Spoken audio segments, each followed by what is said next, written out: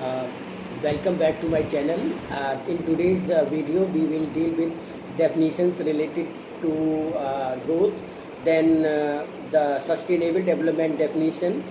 Then we will also discuss the nature of economics and the sectors of economy. So let's start. So the growth and development related definition is in front of us. It says that how to grow and how to develop with or without resources.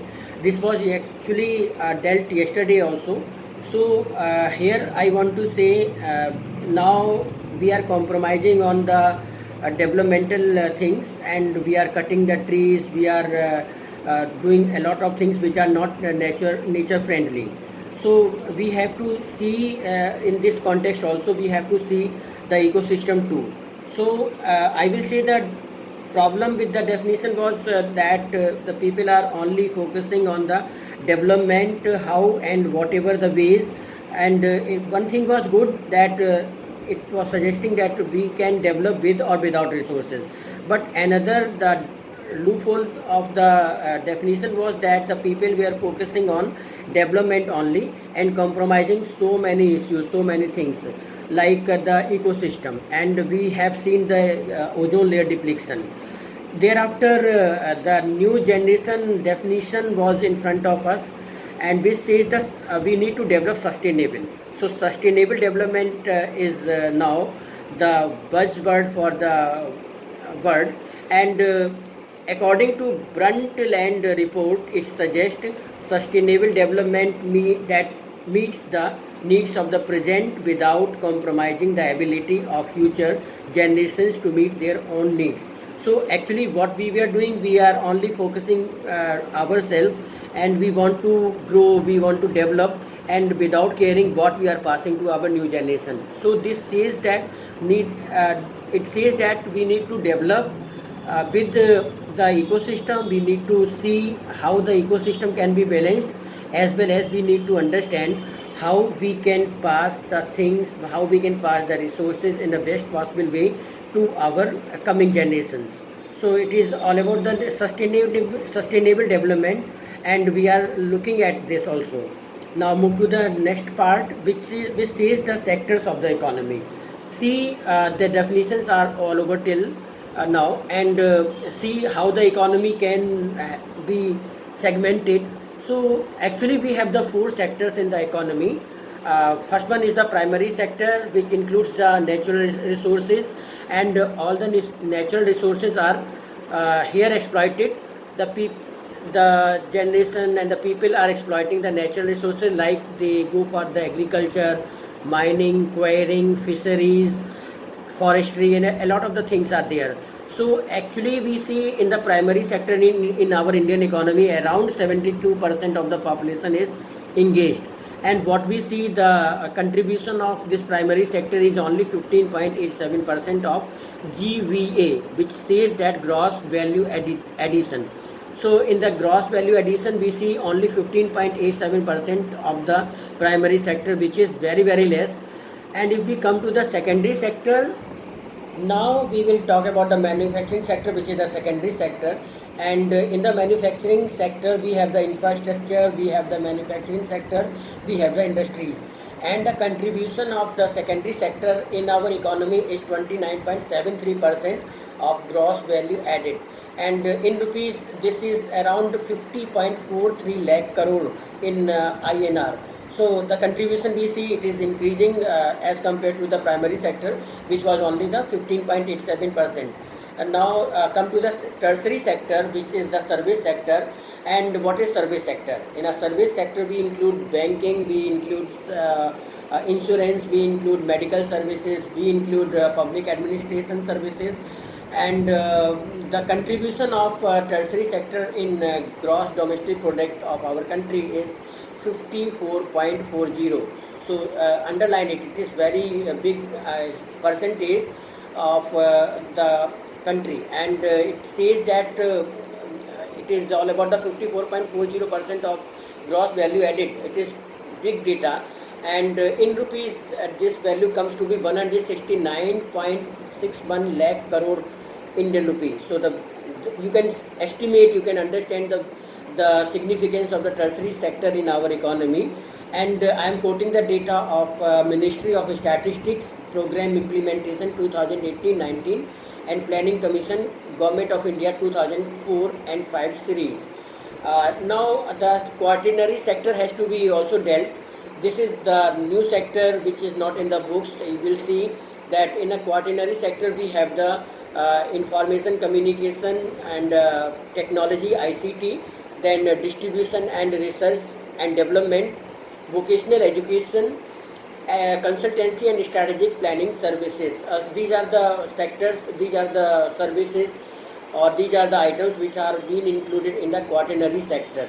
So it is all about the quaternary sector. So we have dealt the four sectors: primary sector, secondary sector, tertiary sector and quaternary sector.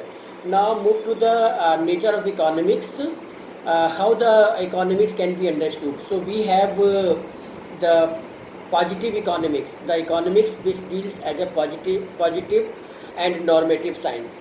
So what is positive science? It says that the things, when the economics deals with the facts and figures, we have the digits, we have the facts, we have the statistical data. If we talk about this, becomes the positive science. And if we say the normative economics, in the normative economics, the economics puts the norms, it puts the values, it suggests you what to do and how to do.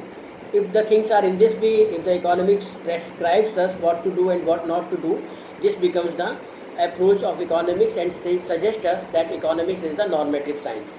Okay, so in a positive science we deal with the facts and figures, the statistical data, and in the normative science it deals with the norms and prescriptions. So if I talk about the growth rate of the Indian economy is around 6%, approximate, it is the data which I suggest you. So this is the data which is the positive approach of the economics. And if I say no, the growth rate of Indian economy should be 7.5%, it suggests that we are talking about a normative approach. Now moving to the next nature of the economics, which says that economics is science of cause and effect. So there must be certain cause, there must be certain effect. So with certain cause there is certain effect.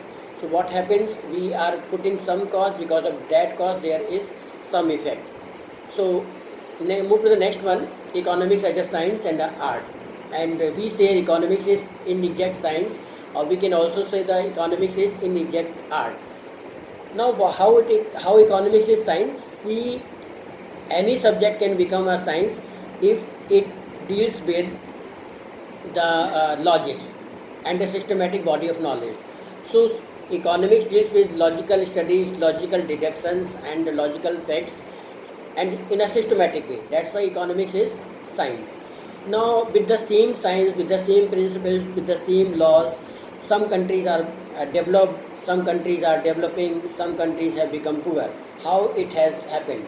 So actually it has happened on the way how it was being implemented by the planning people and the planners of the country, the chief executives of the country.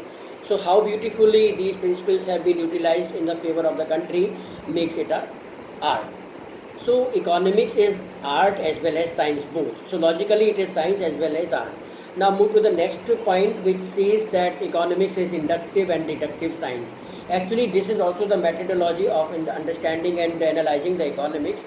Inductive means that we are inducing the things from universal fact to the component. So if I say the law of demand says that keeping other factors constant, quantity demanded is inversely proportional to the price of the product. What it is? Actually it is the statement, and with this statement we try to deduce the things, how and when the things are happening. And now move to the deductive approach, which is inverse of it, which says that the components will be aggregated in a total, and we will come to a big fact, we will go to a bigger fact, and we will form a statement. So this approach, deductive approach, moves from bottom to top, while inductive approach moves from top to bottom. So the approaches are inverse in nature. Now the last nature of the economics for today will be the economics is a multidisciplinary approach. See, multi means many and disciplinary means subjects.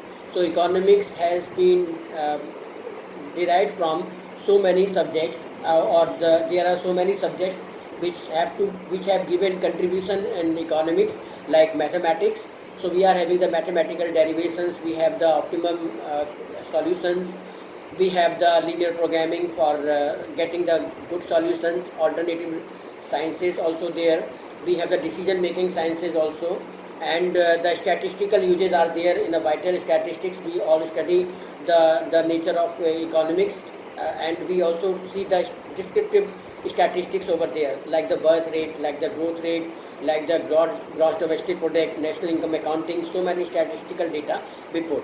Then come to the psychology. See, in a measurement of the utility.